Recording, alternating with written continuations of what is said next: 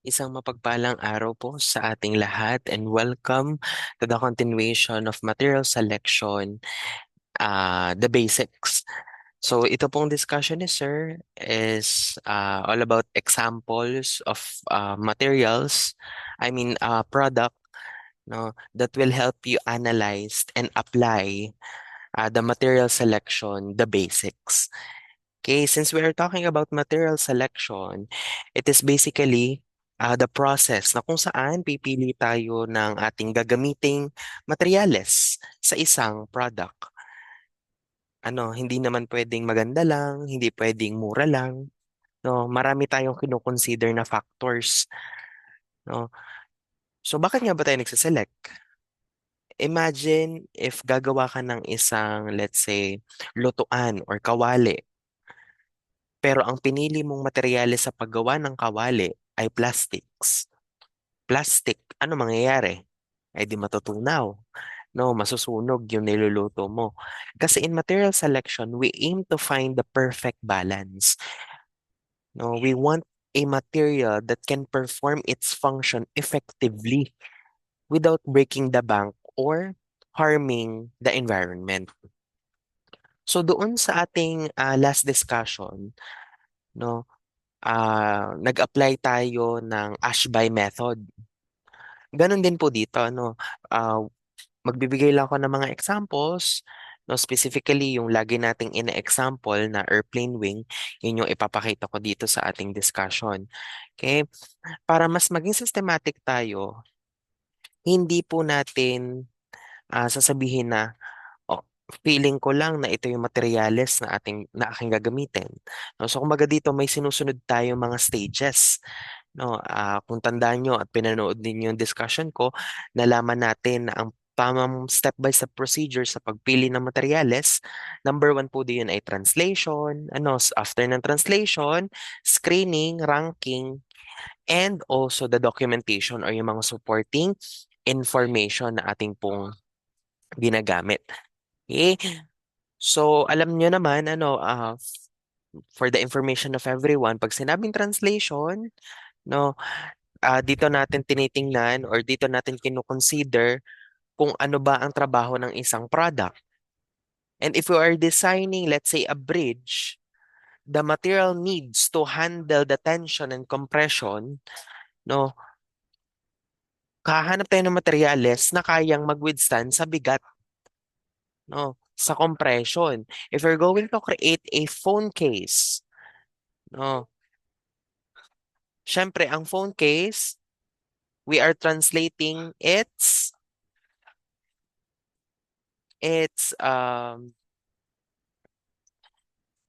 purpose. So si phone case, ano ba yung kailangan natin sa kanya? It needs impact resistance. So if we translate design into goals, no, design uh, up into technical requirements, yun po yung translation. Pag naman sinabi nating screening, from the word itself screen, we are eliminating or tinatanggal po natin yung mga materyales na hindi po masasa requirements. Ang ranking, dito po nakikita yung mga natira after ng screening. Sa ranking, since meron tayong mga candidates for pinaka the best, dito pumapasok yung mga formulas, yung performance index, no, yung plotting natin kay Ashby chart. No, dito natin irarank based on the strength to weight to ratio, no. And then after we rank, we need to document. We need to find supporting information. Kahit sabihin natin na pasok yung isang requirements, no, consider natin if that materials is available sa market. No, is it sustainable? Madali ba siyang i-recycle? Oh, so talagang hindi natin masasabi na basta lang tayo pipili ng isang materyales. No, dadaan tayo sa iba't ibang ah, step-by-step procedure. Okay? So let's have an example. Lagi kong ina-example tulad nung tayo ay nag plotting. sa Ashby chart, yung diniscuss ko sa inyo yung Ashby chart, no, ang example natin doon ay yung airplane wing. Ganon din po dito. No? Okay? So, i-apply lang po natin si material selection kay airplane wing.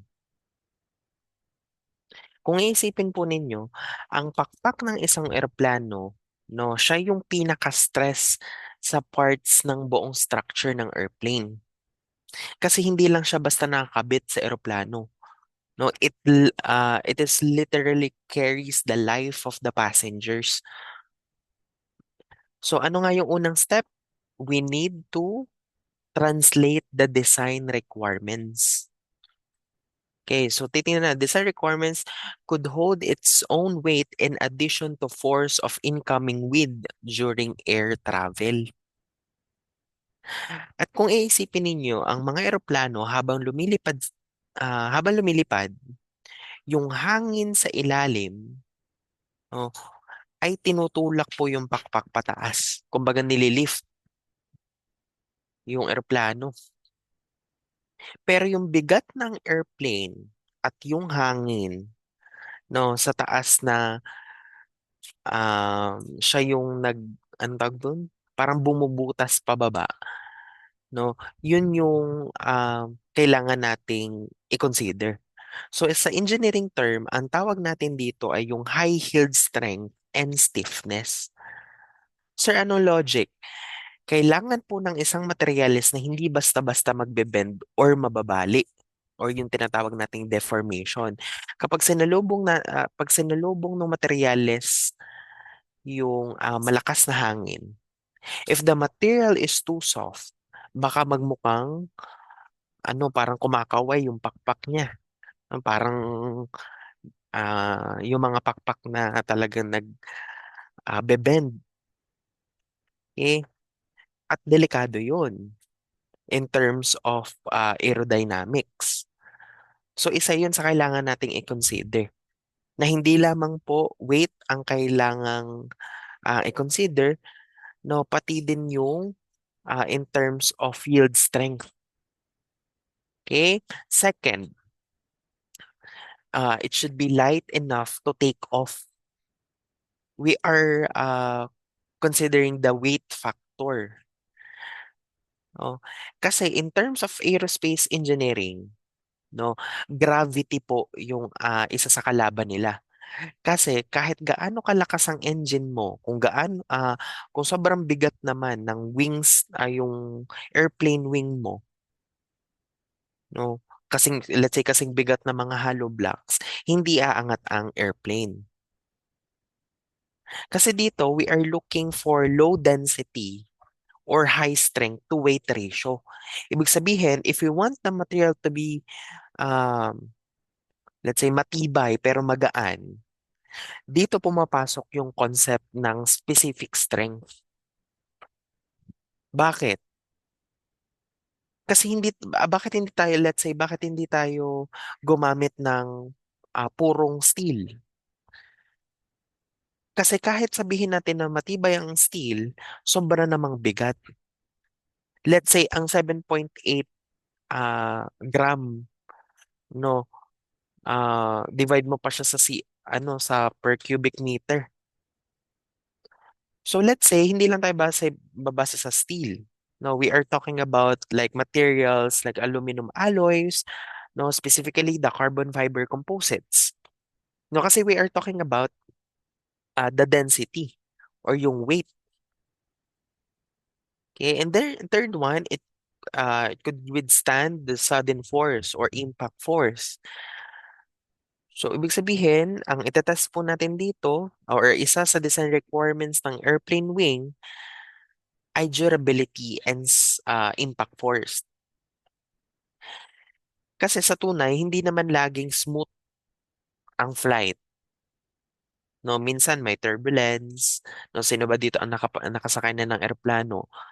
No, minsan may ulan, minsan may kidlat.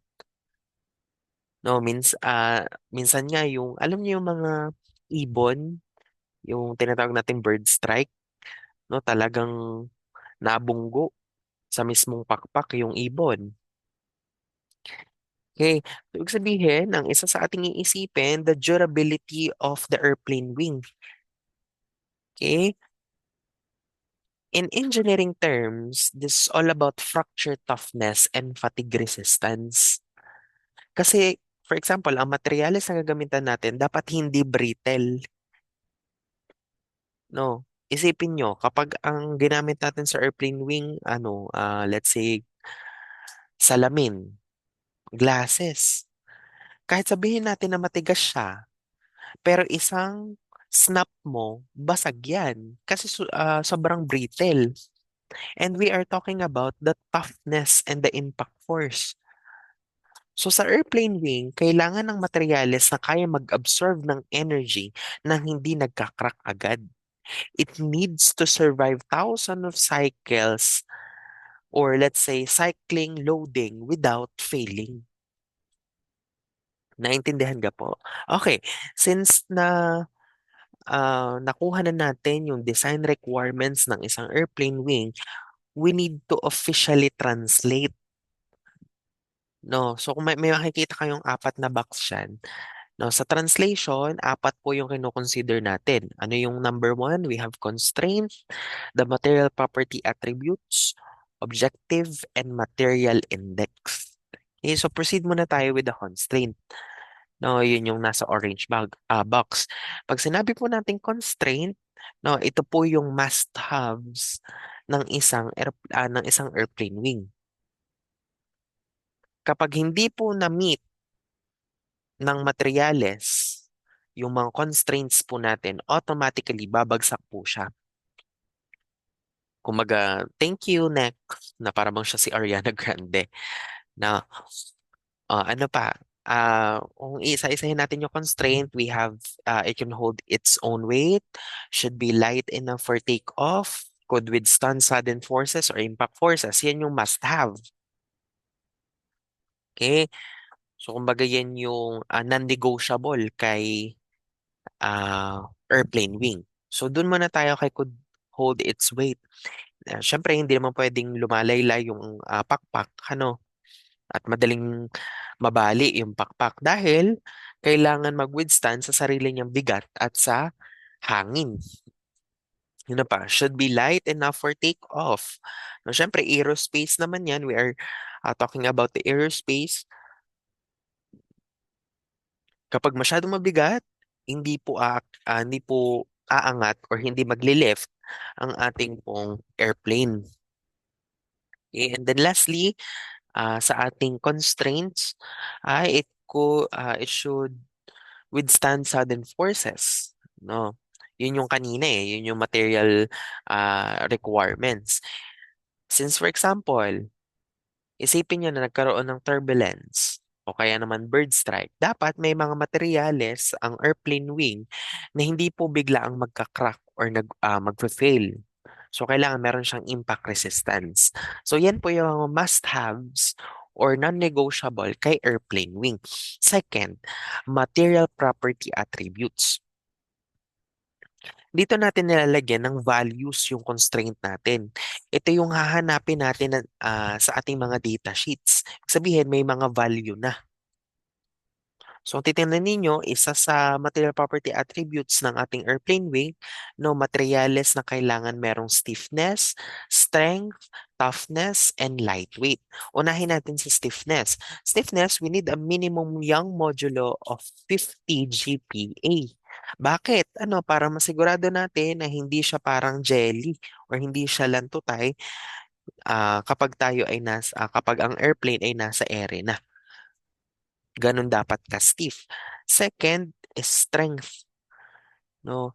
Or yung tinatawag nating yield strength. Dapat meron siyang at least 100 MPa. Ito yung point na kung saan hindi babalik sa dati yung shape ng isang materyales once na na-deform. Third one, we have the toughness. Okay, ang minimum fracture toughness niya will be 15 MPa.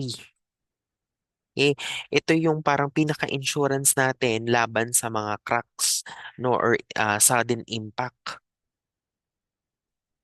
Okay, Ano pa? And then last, we have di ba pala, objective muna kasi nalaman na natin yung material property attributes. Alamin ngayon natin yung objective. Ano ba yung objective? Sa dami-dami ng materials na papasa sa lahat ng sa constraint, no? Ano yung ipa-priority natin? Ang goal natin, the wing should be as light as possible.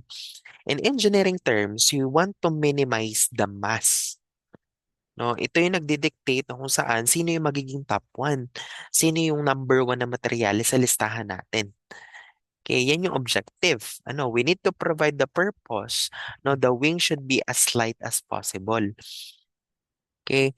So, kung mapapansin niyo nagkakaroon na kayo ng idea na hindi lahat ng materyales ay applicable. No, na kailangan dadaan siya sa step-by-step procedure before we come up with the number one. Okay? Then after we translate the constraint, the material property attributes, the objective, now we will proceed with the material index. Si index, no, ito na yung pinaka merong mathematical part.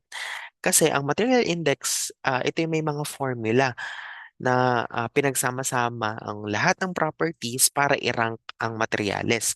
So kung titingnan ninyo, no, isa sa material index ng airplane wing, kailangan i-minimize ang weight while maintaining the stiffness. Okay? Dito natin titingnan yung materyales na magaan and at the same time merong stiffness. Okay? Second, we need to minimize the weight while maintaining the strength. No, magkaiba po si strength kay stiffness. Okay, meaning dito po kay minimize the weight while maintaining the strength. Now we are talking about the uh, gusto natin ng isang let's say matibay pero hindi ganun ka-chunky or mabigat. Okay, and then lastly, we need to maximize the fracture toughness while maintaining the strength. Kasi it help us find the balance para yung mga materyales na hindi lang matibay, no, no, kung kaya ring mag-absorb ng energy. Eh sir, bakit ba ginagamit natin or ginagawa natin yung translation? Yung ganitong translation. Bakit napakadami? Bakit kailangan dumaan sa translation? Pwede bang screening na agad? Pwede bang selection agad? Hindi po. No, kumbaga dito sa translation, sinasala na po natin agad-agad yung mga thousands of materials sa buong mundo. We have steel, plastic, wood, ceramics, no, para maiwan na lang po yung mga seryosong candidates, no, sa ating airplane wing. Kasi yun pa rin yung ating example, 'di ba? Airplane wing. Okay? Kung if we're going to check or kung gusto niyo talaga ng mathematical computation, kung nagets ninyo yung logic sa pag-divide ng density, no, kasi ginagawa natin yan kahit sa sobrang tibay ng isang materyales, kung sobrang bigat naman, babagsak pa rin ang ranking natin kay aerospace. No? So, hindi ko naman kailangan i-emphasize pa yung computation as long as you know how to translate the design requirements. No? You will be able to come up with this translation. Okay? Next. So, kung titingnan po ninyo, yan, yan.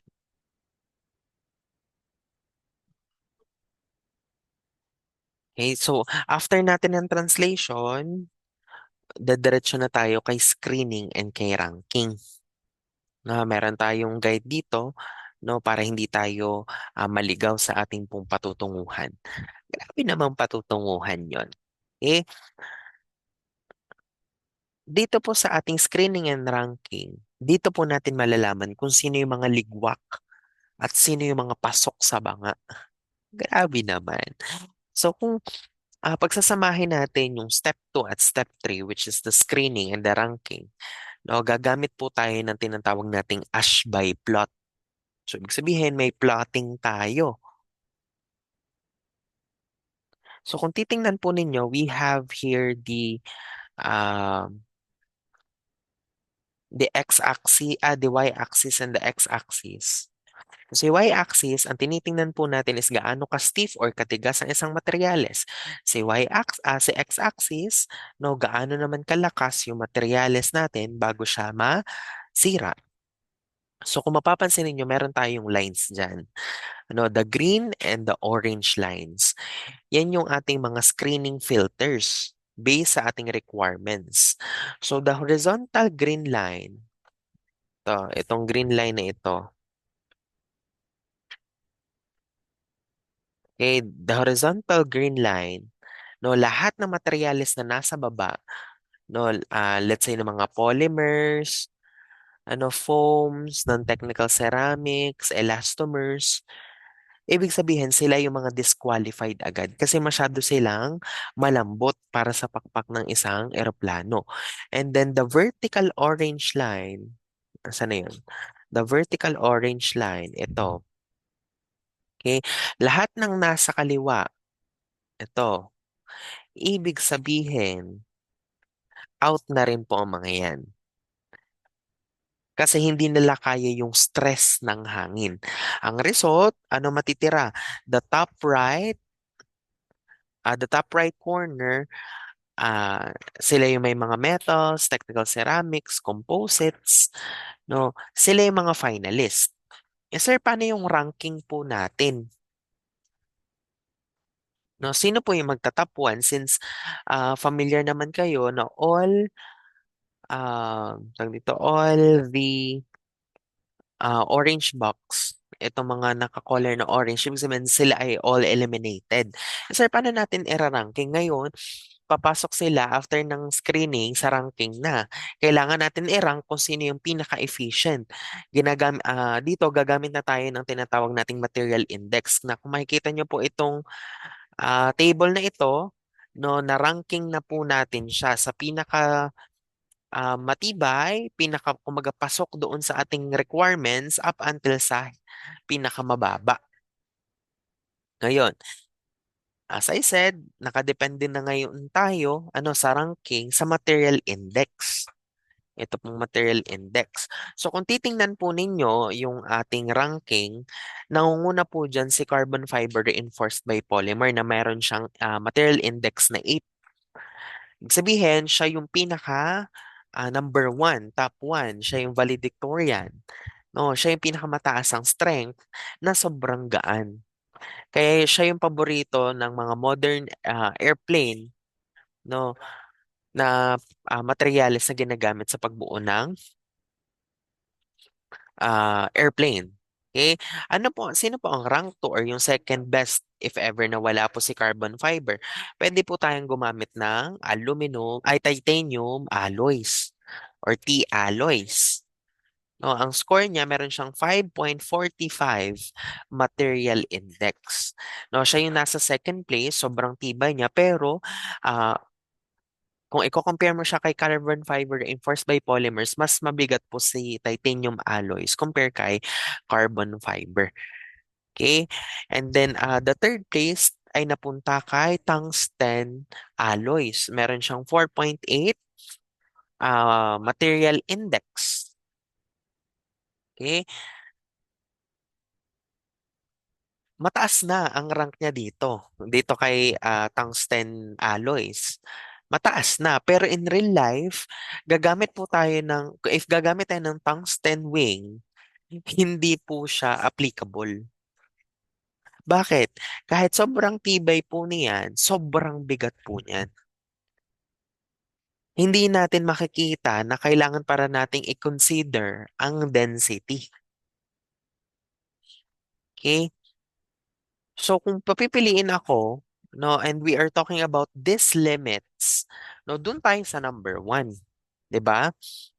Eh sir, bakit bagsak ang ceramics? Bakit yung mga dito pong part ng ceramics ay bagsak?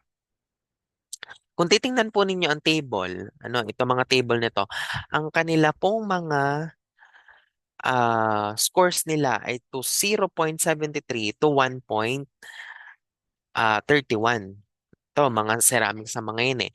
Kahit nasa top right sila, no, ng graph. Meaning, matigas sila at matibay sila. Kaso, bagsak sila in terms of material index. Kasi kung iisipin ninyo, ang ceramics po ay parang plato. Matigas nga, pero pag pinukpok mo, no, mababasag siya kasi brittle, masyadong brittle. Hindi naman gusto natin ng pakpak ay biglang, let's say, pag pinalipad natin yung eroplano, ay mababasag siyang parang baso. No, pag tinamaan siya ng, let's say, turbulence. Okay? So, ang tip ko here, no, you need to always look for ranking table. Hindi lang kayo babase dito sa graph or dito sa plotting nyo. You need to consider the ranking table, which is applying the material index. Just because a material is strong doesn't mean it's the best for the job. Kasi we need to always look for the highest material index score. Because if mataas yung material index, it represents the best, no, in terms of performance requirements. Okay, so I have a question. Isipin nyo, no, kung ang carbon fiber reinforced by polymers ang number one, bakit marami pa ring eroplano ang gumagamit ng aluminum alloys? Na ang score naman niya kay aluminum dito ay 2.86. Okay? Ang siguro tatanong ko siya sa pag tayo nag-meet. Pero i-consider niyo 'yon. No, bakit marami pa ring eroplano ang gumagamit ng aluminum alloys? Okay? Next, after natin ng screening, after natin ng ranking,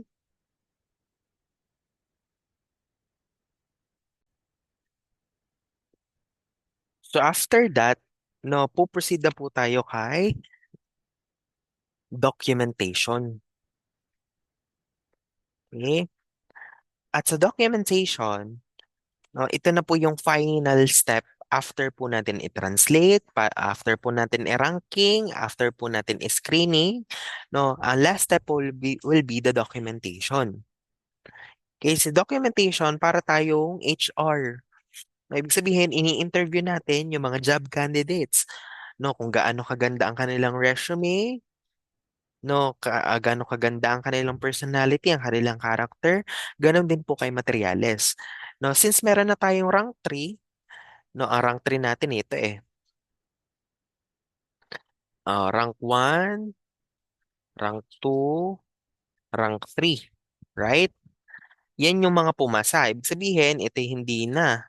Yan ang top 3 natin. So sa documentation, titingnan po natin yung table po sa taas. Kasi as I said, si documentation, nahanap tayo ng kanyang application, ang kanyang history, no? Ang kanyang mga, let's say, documentation for us to know saan natin siya makukuha, available ba siya sa market, no? Saan ba siya laging ginagamit, no? Hindi lang po tayo nakabase sa material index in terms of documentation. We are talking about the information of that materials. So kung titingnan ninyo, si carbon fiber reinforced by polymers, no, may score siya na index na 8. No, at makikita nyo po sa history at application niya, no, subok po siyang ginagamit or lagi siyang ginagamit in terms of aerospace, sa bikes, sa bike frames, sporting goods, boats, hulls, sand ores, and springs. Na siya yung, o masasabi natin na number one since siya yung merong pinakamatibay at pinakamagaan. Okay? Second will be titanium alloys. Meron siyang score na 5.45 and ginagamit ito usually sa mga aircraft turbine blades, general structure aerospace application and biomedical implants. Okay? Kasi kahit medyo pricey, no, hindi siya basta-basta kinakalawang at sobrang tibay din po niya in terms of init. Okay, okay. Si titanium alloys pala usually ginagamit sa mga implants. Okay. Next will be the tungsten alloys. Meron siyang 4.8. material index, and dito tayo masyadong mag-iingat, no? As I said, kahit siya ay nasa top 3, no, ang isa sa medyo tagilid siya will be the counterweights in aircraft and spacecraft. Sobrang bigat po ni tungsten. Kahit mataas po ang score niya in terms of strength and stiffness ratio, babagsak po siya kay lightweight. Ang lightweight requirement natin yan. Right? Yung lightweight. Ibig sabihin, red flag na po agad si tungsten alloys. Okay?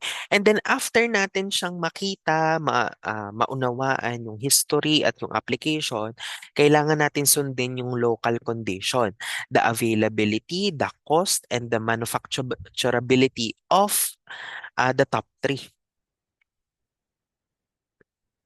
Okay? So, kung titingnan po ninyo yung local condition, no, kahit sino pa si rank 1 dyan, kailangan siya dumaan dito sa tatlong ito, the availability, the cost, and the manufacturability. Sa availability, titingnan natin if that materials are available sa market. No, baka nga perfect yung materials natin pero kailangan pala natin siyang i-import mula sa ibang bansa na let's say aabutin siya ng 3 taon, 5 taon sa shipping pa lang. Ibig sabihin, kung hindi available, lugi po ang company. Second will be the cost. Carry ba ng budget? No.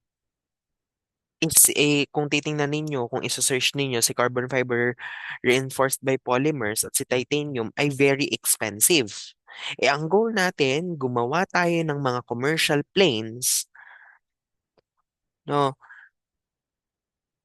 Or baka pwede nating palitan at bumalik tayo kay aluminum alloys. O 'di ba nagkaroon na kayo ng idea? No, kahit sabihin na kahit siya ay rank 10 dahil mas mura siya, no, goods pa din naman siya, applicable pa din naman siya kasi nga kahit siya ay wala siya sa top 3 and we consider the cost. No, yung ibang company pinipili nilang maging practical. Though kung makikita ninyo si aluminum alloys ay pasok pa din naman doon sa ating mga limits. But the thing is we are talking about the lightweight and the cost. Okay? Next, manufacturability. No, kaya ba nating mag-build ng airplane wing with the carbon fiber, with titanium alloys? No, kasi kung titingnan ninyo, si carbon fiber po ay hindi wini-welding. Yan po ay niluluto. Yung tinatawag nating autoclave. Okay? Kasi titanium naman, sobrang hirap naman yan i-machine dahil sobrang tigas niyan. No, may mga equipment at may mga skilled worker po tayo para po sa pag-manufacture ng titanium alloys. So the final decision ay pupunta pa rin po dito kay ranking. Okay? Sa ranking table pa rin po, kumbaga ito po yung gabay natin.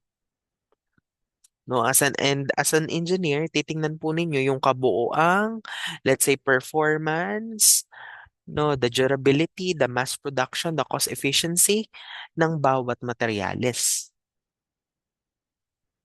Kahit kayo ay may top 3, no, at dumaan kayo kay filter ng local condition, you need to consider all the possibility. Kasi let's say, performance. Kung ang usapan ay let's say, the performance of the airplane, go for the carbon fiber enforced by polymers. If we're talking about the durability and heat, or doon tayo nakafocus, pwede kayong mag-proceed kay titanium alloys. If ever, we are talking about the production and the cost. Ito yun eh. The cost and manufacturability, specifically the cost efficiency. Kasi babagsak tayo kay titanium at kay carbon fiber kasi masyado silang mahal. No, pwede tayong pumunta kay aluminum alloys. And ang documentation stage mga bunso, siya ang nagsasabi kung sino sa atin ang best materials. Hindi laging dedepende lang tayo sa pinakamataas ang index. Okay?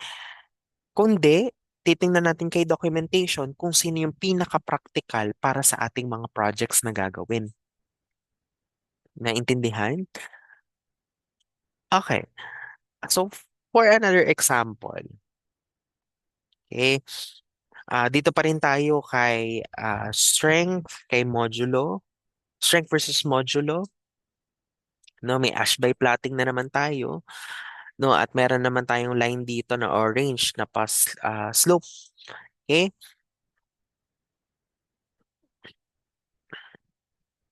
So kung titingnan niyo yung graph, in terms of let's say yung mga aerospace engineers, dito po natin sinusukat kung sino po yung pinaka-stiff pero pinaka-magaan.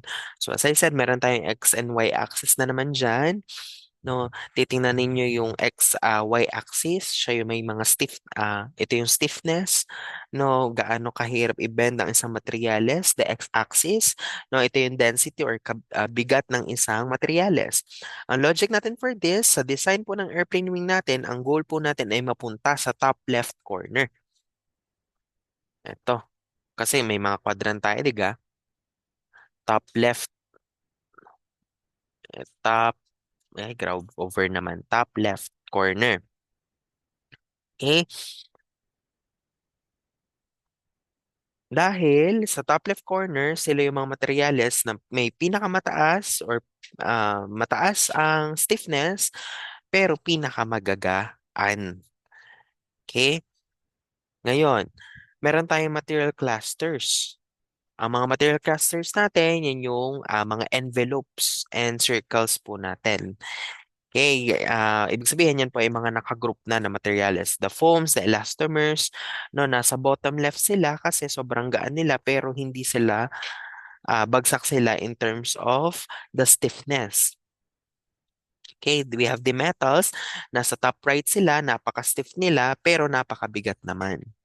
No, we have the composites, ito yung masasabi natin na sa ano lang, nasa sweet spot, ika nga ng iba, na nasa gitna sila, no, mas mataas po ang stiffness kaysa kay polymers.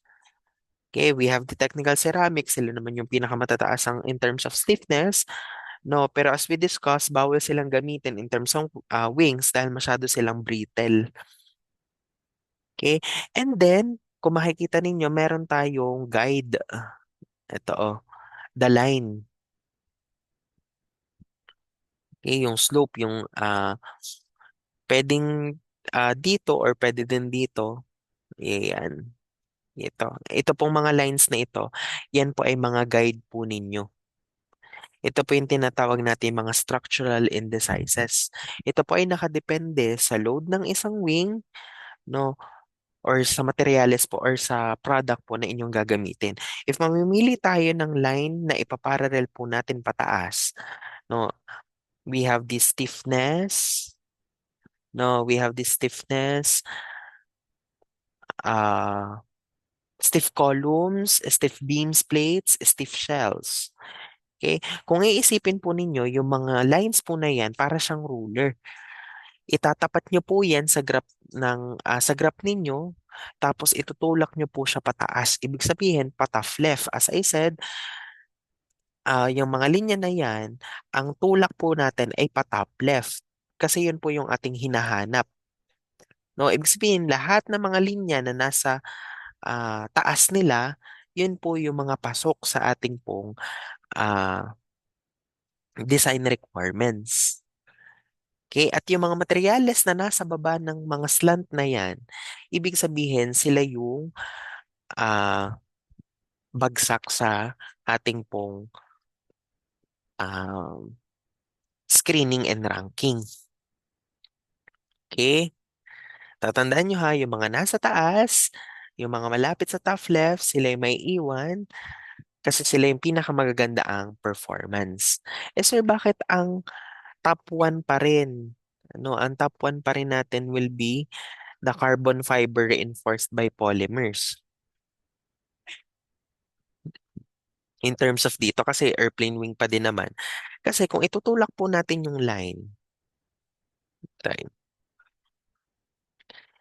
asa na yun? Ito, yan, yung line na to. Okay? Titingnan po ninyo na ay, hindi pala siya pasok. Dito pala. Ito. Yan. Pwede din ito. Yan. Tenga lang, ulitin natin.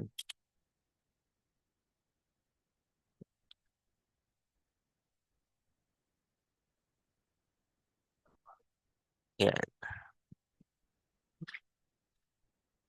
Kung titingnan ninyo, dito siya pasok. Dito po sa line na ito at sa line na ito. Yan. So, ibig sabihin, itinutulak natin siya, itong mga ito, tinutulak natin siya pataas. Nag-i-increase po tayo. Okay? Kung makikita ninyo, si carbon fiber reinforced by polymers ay nasa taas po. Sana. Yan. Nasa taas po nung line po natin na ito. Okay? Lagi siyang nasa unahan po siya ng ating metals, yung ating aluminum alloys and steels, na kahit mataas po ang steel, around kanyang stiffness, no, meron siyang 200 GPa, kaysa kay carbon fiber reinforced by polymers na around 150 GPa lang, talo po ni steel si carbon fiber in terms of density.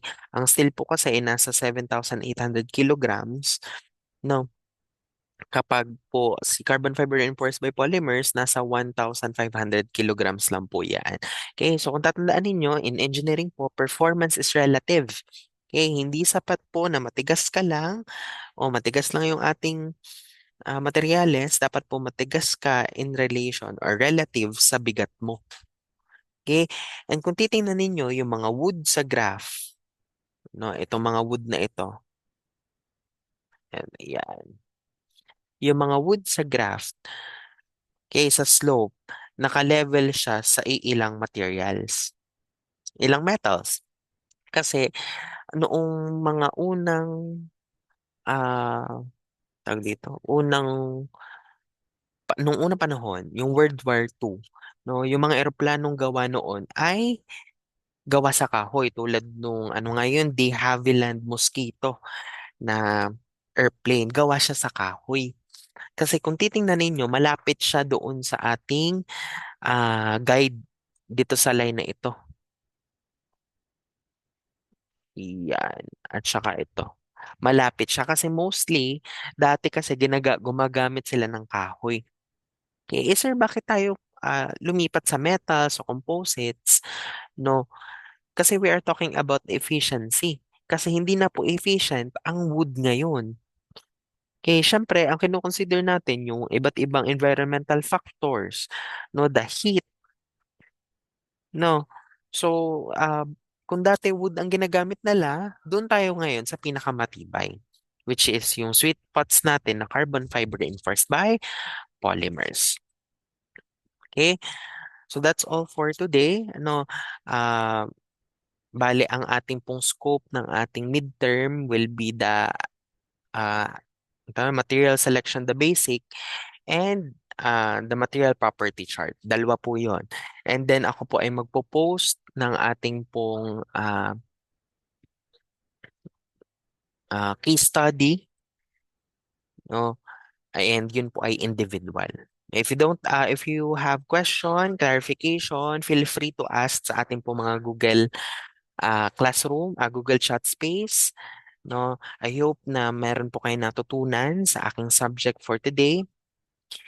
And good luck po sa inyong midterms and I hope kayo po ay may natutunan. Ingat, God bless!